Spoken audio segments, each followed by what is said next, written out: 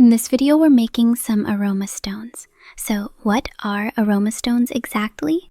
They're solid little scent stones made from ingredients like baking soda and cornstarch. You can place them behind the toilet, near the trash can, in your closet, or wherever you want a gentle, long-lasting fragrance. They deodorize the space and release scent over time. Super low maintenance and super cute. Alright, let's get started. I start off by weighing 50 grams of baking soda.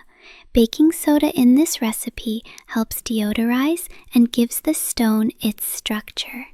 Then I weigh out 30 grams of cornstarch. Cornstarch helps to bind the mixture and firm up the final texture so the stones hold their shape once they dry. Next, I measure out 15 grams of distilled water, and I heat it up in the microwave for about 30 seconds, just enough to warm it. It doesn't need to be boiling hot, just warm. Then I weigh out 5 grams of my fragrance oil. For this batch, I'm using bubblegum fragrance because, well, I love bubblegum. Now, since this isn't going on your skin, I'm not measuring out the color by weight. I'm just adding a little at a time until I get the color I want.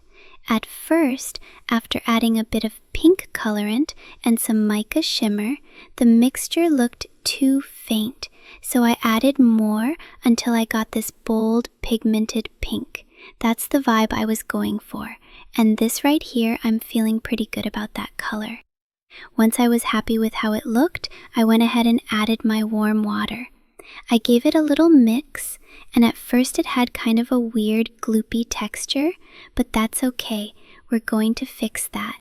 Next, I added the fragrance oil and started mixing it in with my hands.